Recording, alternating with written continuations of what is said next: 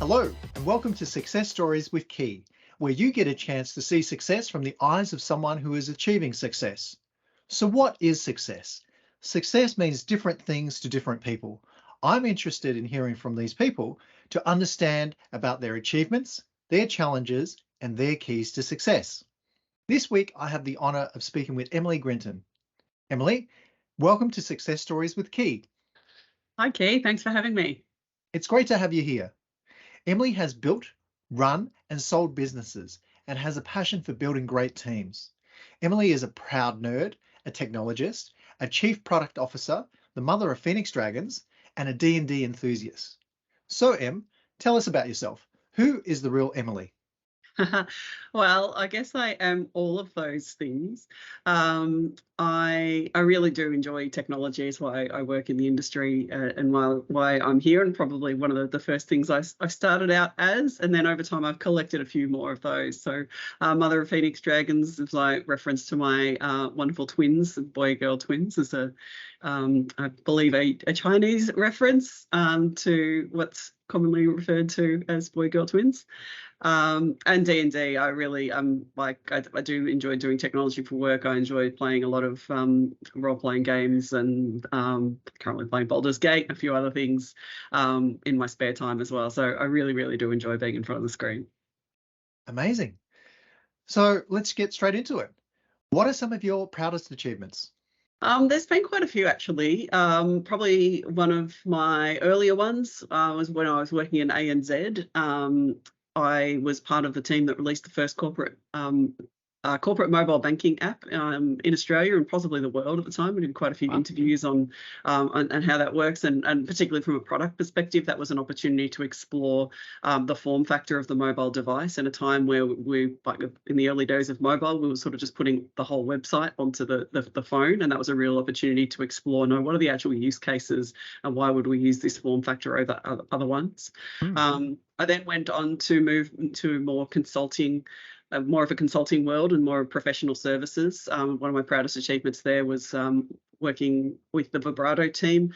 I joined that team at 10 people, helped build it up to an organisation of 50. Then we went through a sale process, which was very exciting. And the combination of all that careers kind of led, all the experience I've had over my careers kind of led me to my role now in Harvard, where I'm getting to bring a lot of the experience I've had across product, across DevOps, cloud, consulting into the product that I'm currently working with and the role that I'm doing now. So with these achievements, what makes you proud of them? I think I'm proud of those because I learned a lot, like they were hard won, some of them. And I feel like I learned and grew through the process of achieving them. But I also feel like a lot of them have had impacts on other people and other organizations. And I think it's one thing to sort of do something on your own in isolation and figure it out by yourself, but really some of the challenge is, I like to say, the technology is the easy bit, it's the people that are hard, and actually being able to impact and successfully navigate other people through a change and have that actually bring success and work for them as well is a big part of, I think, success for me. Interesting. There seems to be a common theme. There's a business side and a people side. Any other insights about working with people? I really love working with people. I think it's what makes it really interesting, and I think that for me, I really enjoy the connection with people too. So for me, success and a good time it sort of equates to having a team, a job that I enjoy going to, and a lot of that is the people that I work with, working with people who I can learn from, grow with, and just help get the job done. So you mentioned you've had quite a few roles. So when you first started, did you think you'd be doing what you're doing today? Yes and no. I always loved technology from a very young age. I think I first discovered the internet in about year 8, dial-up modems in Shepparton at the time. But all of the things that I'm doing now did not exist at that time. So no, I couldn't possibly have known that this would be the world that I would be living in and that this is what it was going to look like. But I did always know, and you're right, that is a theme for me, the business and technology is kind of how that's played out for me, because I've always enjoyed being in the intersection of the technology and what are people actually using it for, and what's it for, and what's it to solve. So I think that's been the common theme throughout. But in terms of the twists and turns, I mean, but when I graduated uni, I'd never heard of Agile wasn't a thing, DevOps wasn't a thing, certainly cloud. I mean, we had mainframes. You could argue we had distributed computing in a way, but certainly the cloud and the way things have evolved, as I don't think anyone could have possibly foreseen back then. Interesting. So along your journey to success, have there been any failures that you've experienced along the way? Probably the biggest failure or challenge I had is I started my career in 2001 in the middle of the dot-com crash. So I spent 3 years studying computer science at uni, which was a bit of a slog, and it was a bit of a slog because there's a lot in that course. There's a lot to learn, a lot of content to get through. I did computer science and digital electronics, and I think I was one of 2 girls in some of my classes. Like, it was just that was quite an interesting experience to come through. I was kind of used to it at that point, but that stage I was just one of the guys, and I came through that smack bang into the dot-com crash. Found myself working for Telstra Big Pond fixing dial-up modems, so I was really quite pleased to have finished 3 years of computer science and be working in a call center. So yeah, that was really tough, and I do remember like just walking. It took me quite a while to find a job after uni, and I remember walking Collins Street and just looking up at these glass towers and just thinking, I just want to be able to go inside and go and have a job in one of these places. That's all I want. And yeah, that was really tough. So given these tough times, how did you overcome this challenge? For me, it was a lot of, I don't think I really realized at the time, but looking back, it was persistence, resilience, grit, all of those things that we kind of talk about and glorify. I mean, it doesn't feel very fun at the time or very innovative or exciting, but I think I worked out a way that I could move forward.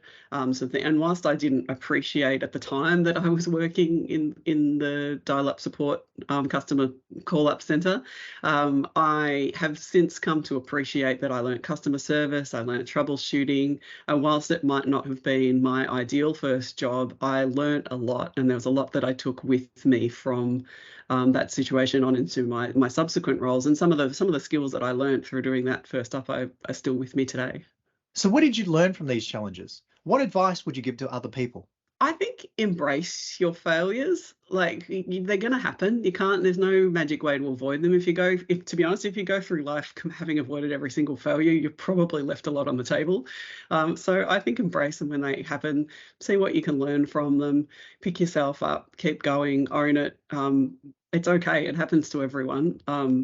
And sometimes there is a lot that you can learn out of it, or it might take you down a different path, and just be open to the possibilities of your failure. All right, enough about the negatives. So let's go on the flip side. Let's talk about success. How do you define success? I define success. Success for me is doing something that I enjoy, being excited and motivated to get up and go to work every morning. I mean, I do kind of like to feel like I'm saving the world a bit, but it's also just about like I want to be working with a team on a problem that I enjoy and that I think is going to make a difference. So I think if I can tick all those boxes, then to me, that's success. Amazing. So are you able to give some examples of things that you've done that encapsulate success? Some things that you've enjoyed doing?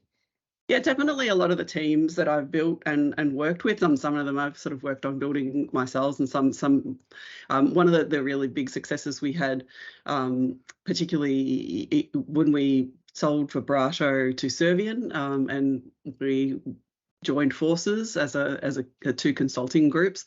One of the things that we looked through in going through that process was cultural alignment. Like, a lot of us had gone through processes before of integration into various different businesses. And one thing that we really wanted for our team, because we'd spent quite a while building the vibrato team up and hiring some really great, awesome people who I still love working with every day, and will probably take on to future adventures. And being able to meld that together with a bigger group that also, there was still some differences and sort of, the usual tensions of two big groups of people coming together, but also there were some underlying principles that really made that integration easy. It made it easy for people to connect and fit in together and sort of find a common purpose and continue on our mission together. Alrighty. Any other thoughts or comments about success? I think again, just being open to embrace the opportunities that come along. Like I think success and guiding yourself through a path for a career is 50% putting out to the world the things that you want to do and you're passionate about and that you want to contribute on. And there's 50% just looking at what are the opportunities there and how can you make the most of what's in front of you, and take that in. Amazing. I love that one. That's really good. Really good. So here's what I've interpreted as your keys to success. Firstly, enjoy what you're doing. Enjoy the challenges that work throws at you and enjoy the excitement and motivation this creates. Secondly, resilience. Have the grit to ride out tough times.